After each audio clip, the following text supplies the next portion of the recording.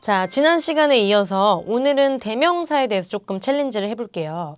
자, 대명사의 경우는 일단 유닛 51번을 한번 다 같이 볼게요. 책에서. 보시면 she 벌써부터 딱 볼드체로 되어 있습니다. 이게 바로 대명사거든요. she도 대명사라면 he도 대명사겠죠. 대명사의 개념을 말씀을 드릴게요. 영어권 사람들은 중복을 싫어해요. 했던 말을 똑같이 반복하는 거를 되게 싫어하거든요. 일단 비효율적이라고 생각하고 그 다음에 이게 약간 뭐라 해야 될까 문체상 아름답지 않다라고 생각을 해요. 이렇게 반복을 하면. 그래서 여기서 예를 들어 보시면 소개를 해주죠. 안녕 우리 몸짱 친구야. 이 친구는 내 친구 케이트야. 자, this is Kate. She is my friend. 여기서 she는 누구를 가리켜요? 케이트를 가리킵니다. 쌤 그럼 이 자리에 이렇게 케이트 쓰면 안 돼요? 물론 되긴 합니다. This is Kate. Kate is my friend. I met Kate in high school. 그럼 약간 이제 보는 사람 입장에서는 쟤 왜 저렇게 케이트를 강조하는 거야? 좀 문장이 이상해지는 거거든요. 그래서 자연스럽게 이미 케이트를 말했기 때문에 또 케이트를 말하고 싶으면 나는 대명사를 쓸 것이다. 그래서 케이트가 아니라 she. 라고 바꿔서 쓰는 겁니다. 대명사는 순전히 중복을 피하기 위해서 쓰는 그런 명사예요. 대신하는 명사란 뜻이에요. 그럼 뭐를 의미하냐면 대명사는 최초로 등장할 수가 없어요. 그러니까 케이트라는 말도 없이 그냥 다짜고짜 she is my friend 라고 하면 상대방은 she가 누구야? 너 친구야? 너 동생이야? 너무 당황스럽겠죠. 그렇죠? 그래서 she를 말하기 전에 그 she가 가리키는 명사를 먼저 말을 해주고 그 명사를 받아칠 때 다시 반복하기 싫으니까 대명사를 써주는 겁니다. he랑 she는 그렇게 아주 유명한 대명사고요. 여기 우리 책에 나와 있는 이 친구들이 모두 이제 대명사들이에요. 뭐 주어 자리에 오는 대명사도 있고 저기 사물 대명사들도 있고 여러 가지가 있습니다. 네, 이런 것들을 모두 단수냐 복수냐에 따라서 또 구분을 해주셔야겠죠. it은 그것, 단수, they는 그들, 복수 이렇게 되고요. 나, 우리, 너 등등 많이 들어보셨을 거예요. 이런 친구들이 목적어 자리에 가면 여기 보시면 목적어 역할을 한다. 좀 귀찮더라도 주어 자리에 있을 때랑 그다음에 목적어 자리에 있을 때랑 좀 바뀌는 거예요. 형식이 바뀌어요. 그래서 I가 me가 되고요. we가 us가 되고요. you는 그대로고 he가 him이 되고 she가 her이 되고 they가 목적어 자리에 쓰이면 them이 되는 거죠. 그렇죠? 다행히도 이제 이 친구는 많이 바뀌지 않았습니다. it이 물건, 사물, 주어에 있던 단수 그것이 it 그대로 되고요.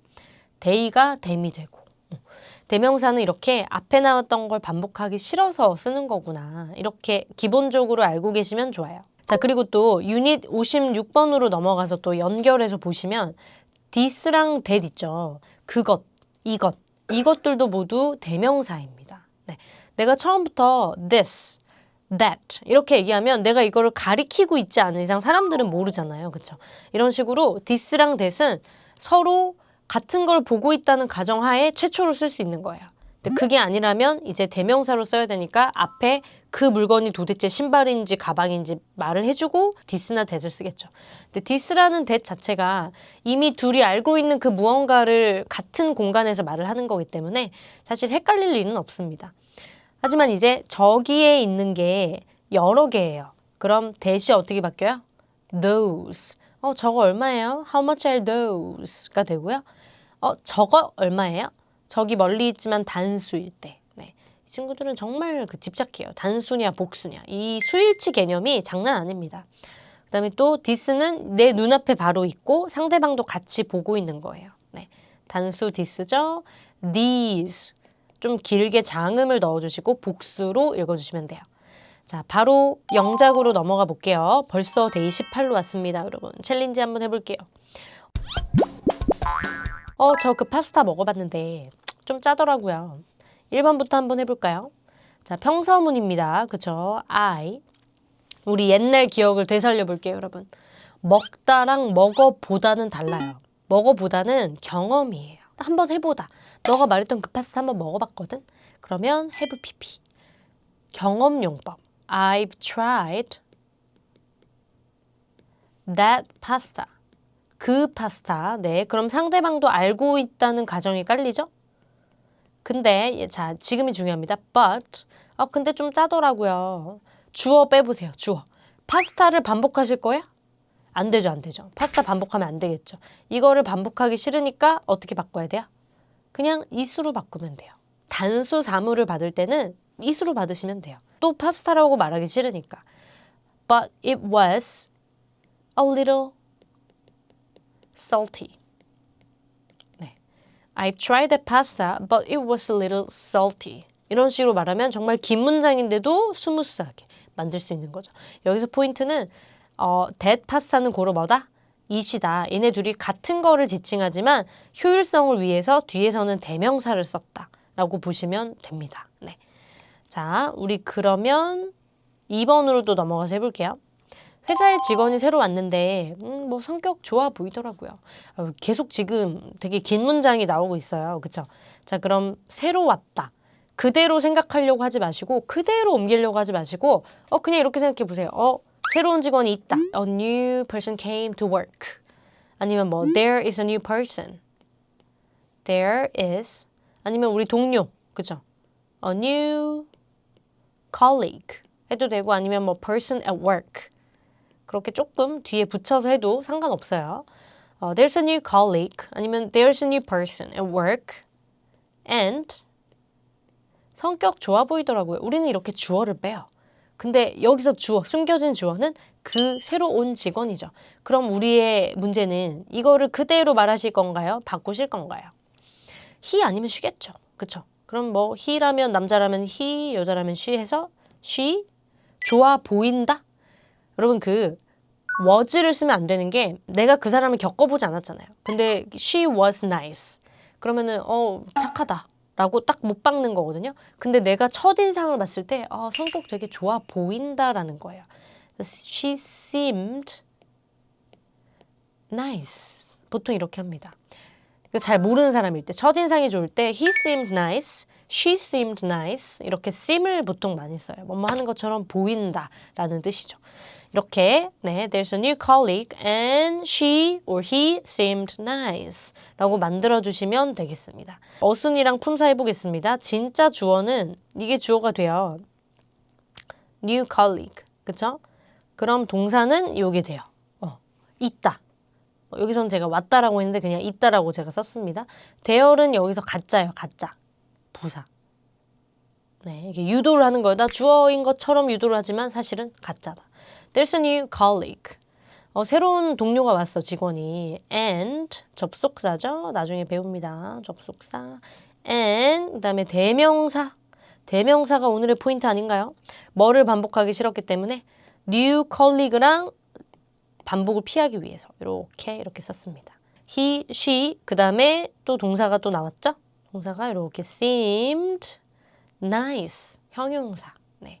seem 뒤에는 이렇게 형용사가 옵니다. 네. 이런 느낌으로 네, 우리 모두 어떻게 구성성분을 이루고 있는지 보고 있어요. 3번으로 또 넘어가서 대명사를 한번 봐볼게요. 또 의문문이 나왔죠. 자, 그럼 동사, 주어, 어순으로 가야 돼요. 일단 동사부터 떠올리셔야 돼요. 세일 중인가요? 여러분 세일 중이면 행동이에요? 상태예요? 그렇죠. 세일에 무슨 행동이 있겠어요? 상태. 그럼 비동사를 쓸 거예요. 비동사. 그 다음에 세일 중이라는 덩어리 표현 on sale. 이런 덩어리 표현이 있죠. 네, be on sale. 세일 중이다 라고 만들어졌습니다. 동사를 해놨어요. 자, 그럼 이제는 앞에 무슨 동사를 쓸 것인가? is를 쓸 것인가? are를 쓸 것인가? 여러분이 어떻게 판단을 하느냐? 단순지, 복순지. 주어를 보고. 지금 그러니까 상점에 와가지고 점원이랑 나랑 같은 거를 보고 있는 것 같아요. 이 공간 안에 같이 있죠. 저것들 그러면은 복수고 저기 멀리 있으니까 those 맞아요. 자, 그러면 those가 주어가 되겠고요. 그리고 앞에 그럼 뭐가 당첨? 복수, 비동사 맞아요. Are those on sale? 그리고 마지막에 저것들도 저것들 역시라고 했기 때문에 마지막에 이렇게만 살짝 넣어주면 되죠. Are those on sale too? 저기 뭐 가방이든 뭐든 저것들도 세일 중인가요 혹시? 이렇게 물어볼 수 있겠죠. 네. Are those on sale too? 주어 those 그다음에 동사는 여기서 비동사가 메인이죠. 뭐뭐이다. 상태를 나타내고 on sale 그러면 이제 전치사 구 아니면 수거 자체가 되겠죠. 마지막은 역시 이렇게 독고다이로 혼자 다니는 애들은 부사라고 보시면 되겠습니다. 네. 자, 한번 그럼 3번까지 또 볼게요. 그 파스타 먹어봤는데 좀 짜더라고요. I've tried that pasta. 경험. But it was a little salty. 근데 좀 짜더라고요. 네. 회사에 직원이 새로 왔는데 There's a new person at work. 아니면 new colleague. 간단하게 하셔도 돼요. And she or he seemed nice. 저것들도 다 세일 중인가요? Are those on sale too? 그래서 우리는 대명사 이렇게 대명사. 얘네들은 대명사를 쓰는 이유가 앞에 나왔던 명사의 반복을 피하고자 두 번째로 이 친구를 쓴다. 다만 those나 that, this, these는 앞에 명사를 박아줄 필요가 없어요. 왜냐면 지금 이 사람이랑 나랑 그걸 같이 보고 있기 때문에 상대방이 헷갈릴 리가 없거든요. 결국 대명사를 쓰는 이유가 혼선을 줄이기 위해서 쓰는 거거든요. 그러니까 이 사람이랑 나랑 그 사람 내가 쉬라고 말하면 누군지 모르겠지? 그럼 미리 쉬가 누군지 말을 해주고 내가 쉬라고 해야겠다.